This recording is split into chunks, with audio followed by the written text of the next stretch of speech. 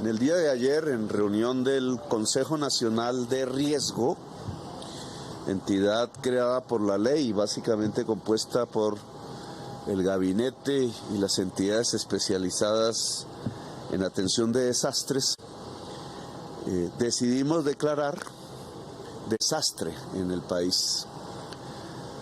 No se apellida natural, porque no es un desastre natural, es la combinación entre el fenómeno de la Niña, que reiteradamente se presenta, profundizado por la crisis climática. Para información de todo el país, hay que decir que los niveles en este momento de lluvias durante todo el año, se mantienen desde el mes de marzo, son los más altos en los últimos 40 años. Ni siquiera el desastre del 2010-11 logra los niveles actuales de caída de lluvias, y hay una probabilidad del 54% de que se prolonguen para el año entrante, lo cual obviamente pone al país, a la sociedad, a las gentes de Colombia en una situación difícil. Por eso hemos decretado el desastre, después que casi 300 municipios lo han hecho a través de calamidad, la figura que se utiliza municipalmente.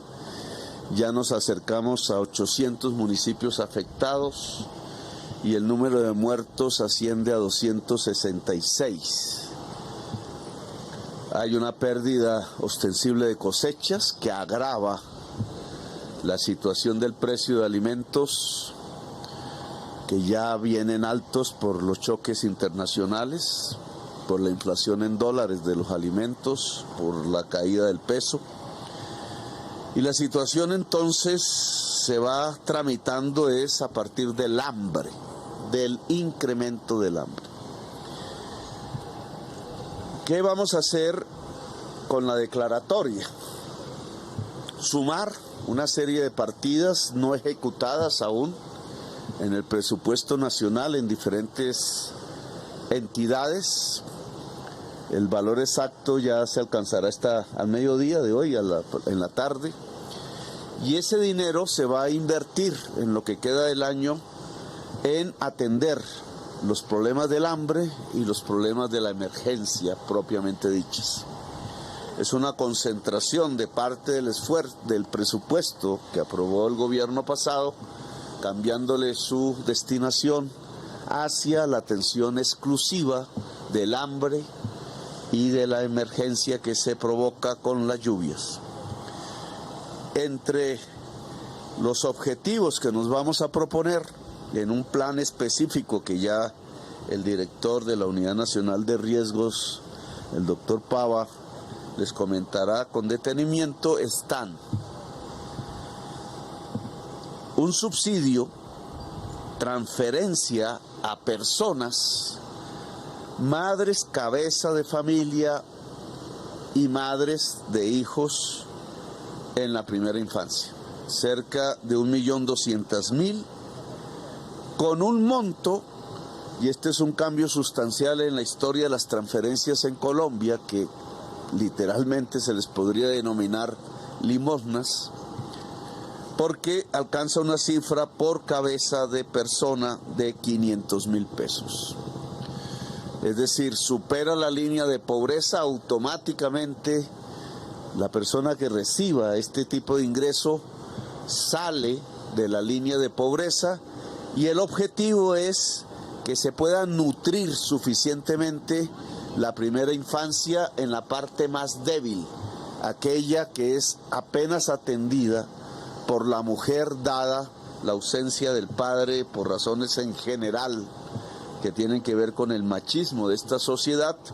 El Estado va a hacer aquí un esfuerzo fundamental para atender este núcleo de la población que nos parece vulnerable en términos del hambre. 2, se cambió la forma de contratación. El gobierno podrá contratar de ahora en adelante directamente a organizaciones populares entre ellas las juntas de acción comunal, en un mapa específico elaborado que es el mapa del hambre, contratos que intercambiarán un dinero mensual para que la Junta de Acción Comunal organice allí un comité de hambre, espero que generalmente compuesto por mujeres, para lograr dar a través de ollas comunitarias desayuno, almuerzo y comida en los barrios populares y en las veredas afectadas para garantizar que cualquier persona que tenga esta necesidad pueda tener un servicio en su barrio de comida. 3. Se va a ampliar el PAE, el programa de atención escolar que ya existe, de tal manera que cubra el 100% de los jóvenes, de las jóvenes, de los niños, de las niñas, y que además se extienda por el periodo de vacaciones hasta el 31 de diciembre de este año, que también será un frente fundamental para que la primera infancia y la juventud puedan tener los nutrientes necesarios en el mapa de pobreza. En cuarto lugar, se transformará Indumil en una reconversión industrial para que pueda construir puentes al estilo de los que se importan, de tal manera que rápidamente podamos lograr comunicación vial aquí en las partes donde se han caído los puentes, donde se han roto las carreteras, en donde vaya a suceder en los próximos meses, tratando de garantizar una movilidad durante el periodo del invierno. Estos son objetivos billonarios. Al valorar cada uno de estos objetivos, estamos hablando de billones de pesos que trataremos de ejecutar a través de la figura del desastre hasta el 31 de diciembre. El año entrante nos fortaleceremos con el presupuesto y la edición presupuestal que se presentará si la reforma tributaria es aprobada en la próxima semana. Así que dejo estos elementos de lo que se ha discutido como plan para abordar el problema del hambre. Hay un quinto punto que se nos olvidaba, y es que se instala un subsidio del 100% a los fertilizantes que se destinen a la producción de alimentos en Colombia, incluido la producción cafetera, que es un tema más de mediano plazo, pero esperamos que la rentabilidad para producir alimentos a través de este subsidio aumente y por tanto para el primer semestre del año entrante podamos tener una canasta familiar en lo que tiene que ver con alimentos mucho más barata para comprar en el supermercado. Ahora, como ustedes están aquí y supongo que querrán información sobre el viaje que estoy a punto de comenzar, es quizás la primera reunión que hay entre presidentes desde hace muchos años, 6 años de vacío político en la relación entre dos vecinos, Colombia y Venezuela. Es mucho lo que hay que hablar, obviamente, después de tanto tiempo. Yo hace casi una década no viajo a Venezuela. Hablaremos en una agenda abierta. Habrán varios temas que abordar.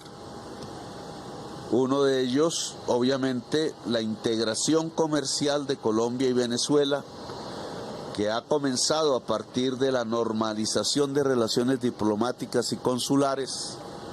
Otro que tiene que ver con la dignificación de las migraciones, tanto de colombianos en Venezuela, que son millones, como de venezolanos en Colombia, que también. Abordaremos otros temas de la agenda más americana, el tema de la selva amazónica, el tema de la construcción democrática de América, con los cambios políticos que se vienen presentando. y que en mi opinión, y es mi propuesta, deben consistir en el fortalecimiento del sistema interamericano de derechos humanos. Por eso nos acompaña el embajador ante la OEA de Colombia, que fue presidente de la Corte Constitucional, magistrado Vargas, y que fue miembro de la Comisión Interamericana de Derechos Humanos y es experto de primera talla aquí presente, de primer orden en la juridicidad, la profundidad de lo que significa el sistema interamericano de derechos humanos para toda Colombia, para toda América. Es gracias al sistema interamericano por el cual antes del voto popular pude ser candidato a la presidencia de la República, por ejemplo. Bueno, gracias por haberme escuchado, muy amables, y dejo la palabra al compañero Pava, director de la Unidad Nacional de Riesgo, que se encargará de dar y puntualizar los detalles del plan específico con que abordaremos los problemas del hambre y los problemas de la inundación en las próximas semanas en Colombia. Gracias, muy amables.